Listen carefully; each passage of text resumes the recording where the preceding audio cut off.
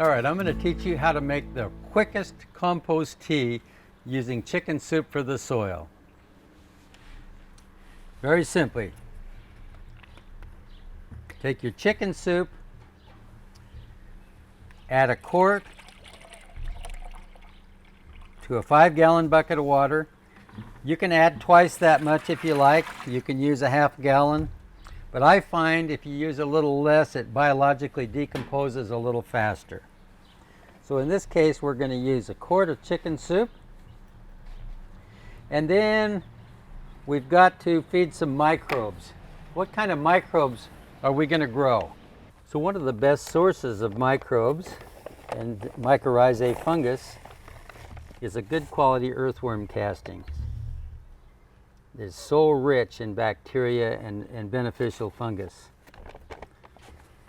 The second thing you can inoculate with is a high quality garden soil. It's rich in natural microbes and fungus. And lastly, and maybe my favorite, is leaf mold.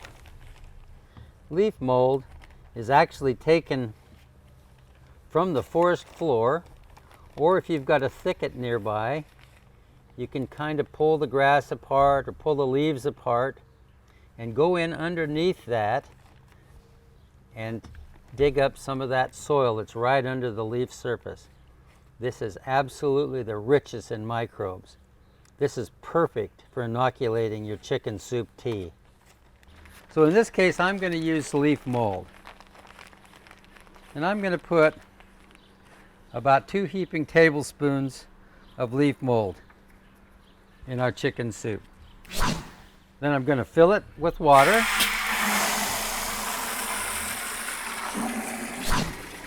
The whole idea behind this is to grow the microbiology. If we grow the microbiology, it decomposes the nutrients and makes them biologically available to the soil and to the plant. You leave this set in the sun for 3 days. If it's like 80 to 85 degrees, this will be ready in about 3 days. If it's 70 to 80, it's probably going to be 4 or 5 days. And if it's down around 50 or 60, it's probably going to be more like about a week. This will actually start to form bubbles. It'll be the bacteria decomposing. And then right in the middle of this process is when we use it on our plants. This will stimulate the life in your soil. It's already biologically decomposed by the microbes in here, so it makes a good foliage fertilizer. So you can put some of this in a gallon of water. Make sure you strain it in something like this paint strainer or nylon stocking or cheesecloth, something like that, so that it doesn't plug up your filter. So you can use that as a foliar. Sometimes less is more, so make sure you dilute it at least, make sure you dilute it at least 10 times, but you can dilute it up to 100 times and still have effectiveness. This causes what we call biological exclusion on the leaf of your plants. In other words, these good guys will prevent the bad guys from causing infection on your plant. And it's all done naturally. We're not selling you any pesticide or anything like that. You can use this technique with your own ingredients. We have just found that by adding all of the ingredients that are necessary in this product, it makes it real simple for you. So use that product, and especially midsummer when it takes a while for things to biologically decompose in the soil after you add them and you need a boost right now, now's the time to use your compost tea. Good luck with that. I've been getting emails and questions asking what is the secret in tomato secret sauce, and we always laugh because it's proprietary, we can't tell you, but I will let you in on a little bit of the secret. One of the ingredients that we add is a metabolite.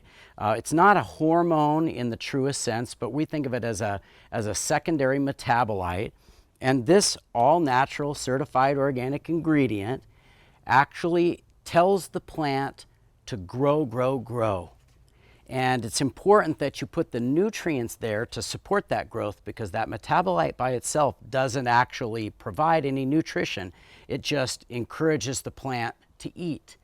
And so that particular ingredient, when you apply in a top dress fashion, it takes about 3 days for it to work its way into the system and be fully active.